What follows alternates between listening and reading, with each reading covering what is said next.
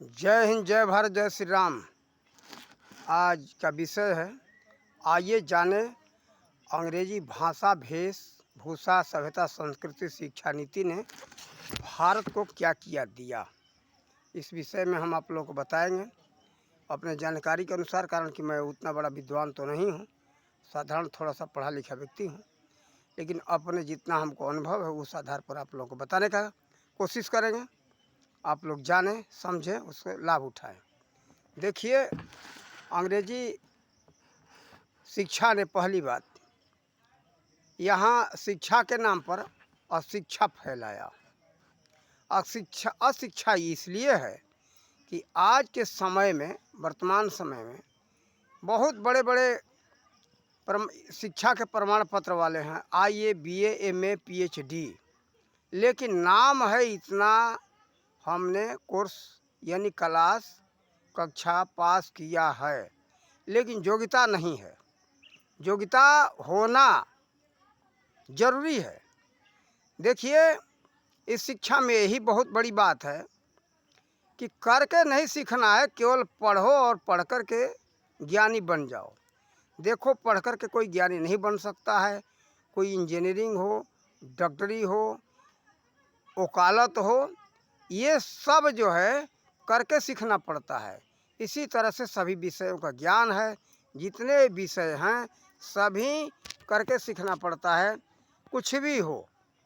लेकिन ये अंग्रेजी लॉर्ड मैकाले की शिक्षा नीति में ऐसी नीति है, केवल पढ़ कर के ज्ञानी बन जाओ, करके ज्ञानी नहीं। देखो, किए हुए बिना किसी भी विषय का पूरा ज्ञान नहीं हो सकता है। कोई भी इंजीनियरिंग का विषय कितना भी पढ़ करके अपने को महान इंजीनियर समझे, लेकिन वो बिना प्रयोग करके सीखे हुए वो इंजीनियर नहीं हो सकता किसी भी विषय का। देखो, डॉक्टर कितना भी पढ़ कर के अपने को डॉक्टर बने अपने मन से, लेकिन वास्तव में प्रयोगात्मक ज्ञान उसके पास नहीं है। अगर डॉक्टरी करने को कह दिया जाए, ये ऑपरेशन कर दो, ये इंजेक्शन लगा दो, नस में इंजेक्शन लगाना हो या ऑपरेशन करना हो, तो उल्टा सीधा वो करेगा काम। ये सब कुछ करके सीखना पड़ता है। ठीक इसी प्रकार से सभी विषय को ज्ञान करके सीखना पड़ता है। ये नहीं कि केवल पढ़ लिए ज्ञान हो गया। कोई कृषि का हो, पशु ज्ञान हो, कोई भी कार्य हो, इसी तरह से सब कुछ का प्रयोगात्मक ज्ञान पहले दिया जाता था। अब वो चीज़ नहीं है। ये अंग्रेजी शिक्षा का देन है। केवल अज्ञानता दिया, ज्ञान नहीं है। लोगों के पास अपना प्रमाण पत्र का यानी डिग्रियों के प्रमाण पत्र का अभिमान है कि इतना मेरे पास योग्यता है, लेकिन केवल कागज में योग्यता है, मौके पर योग्यता नहीं है। कह दिया जा करके दिखा दो तो मुझे नहीं करने आता है। भाई, तुम्हारा ज्ञान किस काम का? केवल कहने के लिए कि मैं इतना बड़ा ज्ञानी हूँ। करना होता है तो पीछे भाग जाते। तो भाई, ये देखो, ये अशिक्षा फैलाया, ये है अंग्रेजी शिक्षा का देन। देखो, और ज्ञान के नाम पर अभिमान दिया। और ये सभ्यता जो है, सभ्यता के नाम पर असभ्यता दिया है। सभ्यता नहीं दिया, असभ्यता दिया। इसी सभ्यता संस्कृति का देन है। नग्नता, अश्लीलता, बेशरम, बेहुदापन, शराब, मांस, इसी सभ्यता का देन है। देखो, इंग्लैंड में उधर जितने पश्चिमी देश हैं, सभी वहाँ छोटा वस्त्र पहनते। बड़े वस्त्र का तन ढकने का, मर्यादा से कोई रहने का वहाँ कोई नामो निशान नहीं है। वहाँ के सभ्यता में मर्यादा नाम का कोई चीज़ ही नहीं है। ये उसी का देन है, हमारे भारत में पड़ा। और ये सभ्यता के नाम पर असभ्यता यहाँ फैला हुआ है। नग्नता है, अश्लीलता है, अश्लीलता वहीं का है। देखो, आप लोगों को एक उदाहरण दो। आप लोग अंग्रेजी नाच देखना। अंग्रेजी नाच में ऐसा है कि ज़्यादा वो बियर बारों में होता है। आज भी वो नाच चल रहा है। छोटा वस्त्र पहन करके वहाँ बालाएँ नाचती है, जिसको बार बाला कहते ना। ये बियर बार, तो वो बार बालाएँ नाचती हैं। लोग शराब पीते हैं, उसी में जा कर के पकड़ते हैं, चुमा लेते हैं, पता नहीं क्या क्या करते। ऐसा सुना हूँ मैं तो, बियर बार का हमने शक्ल भी नहीं देखा, हमें क्या लेना देना। कभी जब हम पहले भी हम इस बारे में सुने, हम गए नहीं, देखे नहीं, लेकिन कभी कभी मैं ये जो है कि फिल्मों में देखा हूँ, लोग कैसे कैसे वहाँ शराब पीते हुए हैं और हंसी मजाक अश्लीलता वहाँ देखने में आता है, मज़ा करते। तो देखो उसी का प्रभाव अपने भारतीयों पर पड़ा, और उसको क्या ये मानते यहाँ के बेशरम बेहुद्दे लोग, तो उसको अच्छा मानते हैं, सभ्यता अच्छा ये मानते हैं कि बहुत ऊंच कोट का है, लेकिन ये उचित नहीं है। नग्नता वहीं का है, अश्लीलता वहीं का है, और नाच गान में जो है रुचि वहीं का है, ये अश्लील नाच। अपने यहाँ का नाच था जिसको शास्त्रीय नृत्य कहते। आज भी किसी किसी कोई कोई चैनल हैं जो कि शास्त्रीय नृत्य दिखाया जाता है। नृत्य देखना है तो शास्त्रीय नृत्य देखो, शास्त्रीय संगीत देखो, कितना मर्यादा का है। अश्लीलता नाम का कोई चीज़ नहीं है, उससे शांति प्रिय आवाज़ होता है। तो देखो ये जो भारतीय सभ्यता संस्कृति का ये देन नहीं है, सब ये अंग्रेजी का देन है, अंग्रेजी सभ्यता संस्कृति का। और देखो बेईमानी, झूठ बोलना, छल कपट प्रपंच, ये कब से आरंभ हुआ? 21 दिसंबर 1600 से ये आरंभ हुआ। ईस्ट इंडिया कंपनी आकर के स्थापना किया यहाँ अपना, और उसी ने भारत को छल कपट चोरी बेईमानी सिखाया।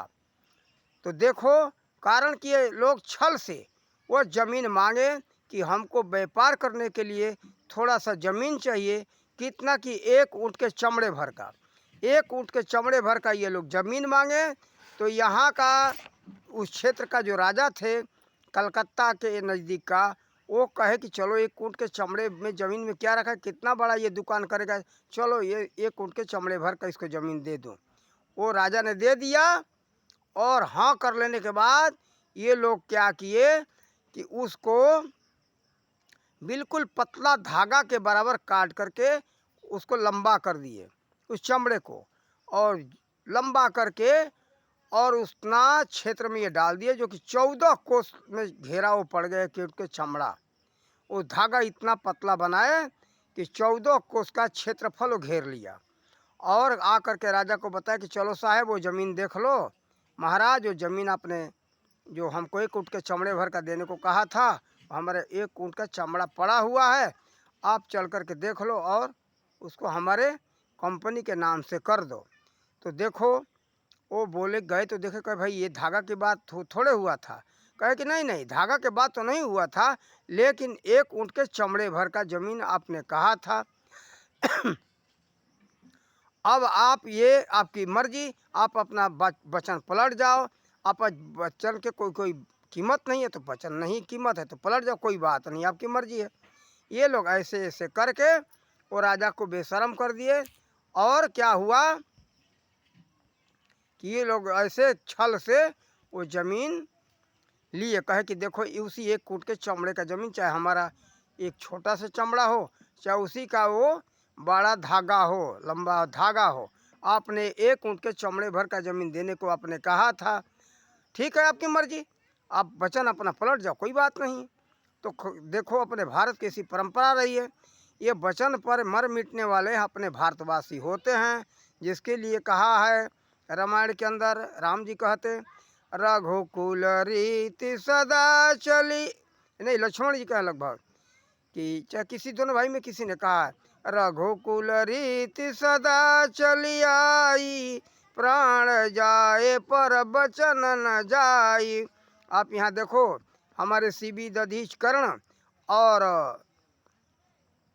ये हरिश्चंद्र, ये वचन के पक्के थे, वही हमारा भारत पालन करते चला आ रहा था, उसी का लाभ उठाए ये विदेशी, ब्रिटेन के अंग्रेज, ये डकैत, इनका इतिहास उठा करके देखो, ये जो है ग्रीक का इत्यादि स्पेन का ये जहाज़ लूटा करते थे पहले।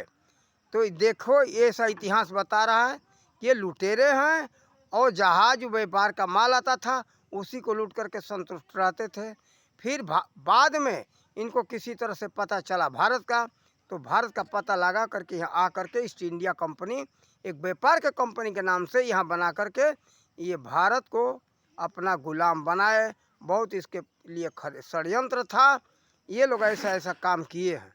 तो देखो ये वहीं से भारत में छल कपट परपंच, वो लोग छल करके ज़मीन लिए, तो भारतीय भी वही सीख लिए, झूठ बोलना, छल करना। लेकिन लगभग हमको वहीं से पता चल रहा है अंग्रेज़ों के इतिहास से कि भारत में छल कपट परपंच का इतिहास तो पहले मुगलों से था, और चोरी डकैती का इतिहास मुगलों से था, और दूसरे वीडियो में बताएंगे।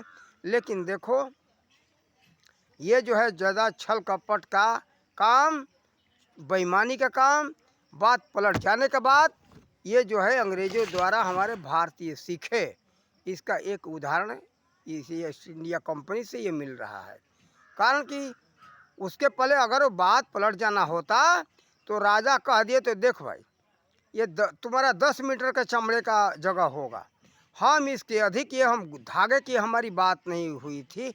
लेकिन वो राजा ध्यान नहीं दिए इस बात पर, वो अपने बात को कहे चल भाई कोई बात नहीं, 14 कोस का क्षेत्र जो है 14-42 किलोमीटर होगा, तो समझ लो कि 42 किलोमीटर ज़मीन जो है हमारे राज्य का बहुत बड़ा कोई टुकड़ा नहीं है, चलो कोई बात नहीं तुम ले लो।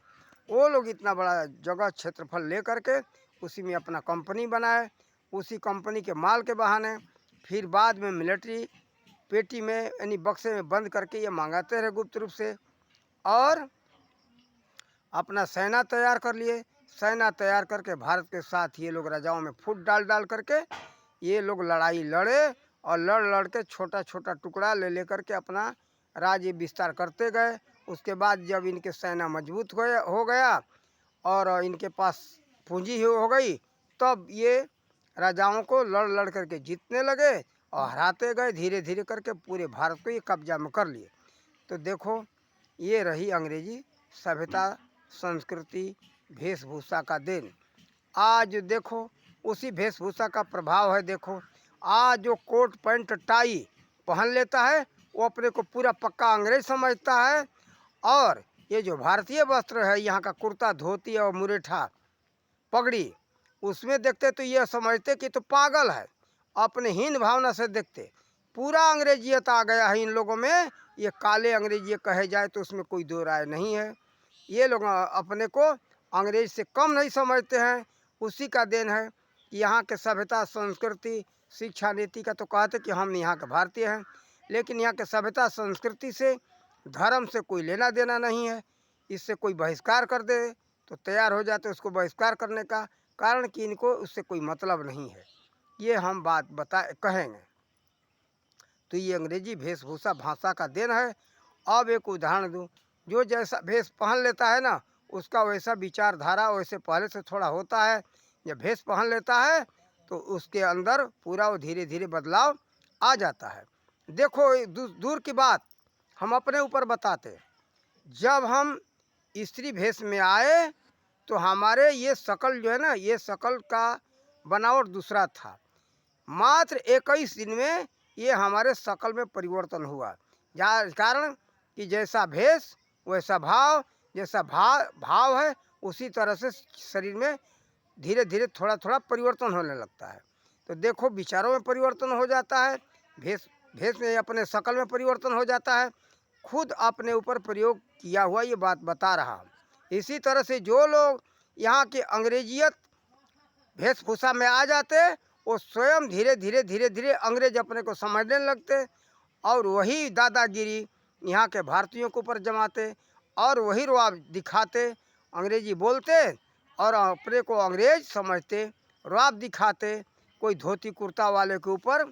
तो ये हालत है, ये अंग्रेजी वेशभूषा पहनावा का पूरा प्रभाव है। तो लोग बदल गए और बदल करके अपने भारत का अपमान कर रहे हैं। तो यहाँ सोचना चाहिए लोगों को कि हम अपने बच्चों को क्या दिए। उसी का देन है कि आज बच्चे वहाँ का प्रथा है कि किसी का कोई आदर नहीं, सत्कार नहीं, नम्रता नहीं, कोई प्रेम नहीं, कोई भाव नहीं। जब उसी अंग्रेजी का प्रभाव है कि जब बच्चे बड़े हो जाते अपने पैरों पर खड़े हो जाते तो फिर क्या करते, अपने माँ बाप को दुदकार देते, चले जाओ भागो यहाँ से, तीर्थों में चले जाओ, जा करके भजन करो। कहा है कि चौथे पद निरपक आनंद जाहीं। तो अब क्या ये उसी का हिसाब हो गया कि ये लोग अपने माता पिता को कहते कि अब जाओ, उम्र हो गया, जाओ तीर्थों में रहो, भजन करो, और नहीं मानते, माता पिता नहीं जाते तो ज़बरदस्ती मार पीट करके वृद्धाश्रम में भगा देते। तो देखो ये अंग्रेजियत का देन है। तो इसलिए आप लोग अंग्रेजियत को ध्यान दो, अपने सभ्यता संस्कृति से प्रेम हो तो, अपने मर्यादा को रखना चाहते हो तो, इसलिए ये हमने वीडियो बनाया, अंग्रेजी सभ्यता संस्कृति वेशभूषा शिक्षा का देन। अब कानून के ऊपर हम ये बनाएंगे और वीडियो। इन्हीं शब्दों के साथ अपने वाणी का विराम देते। जय हिंद, जय भारत, जय श्री राम।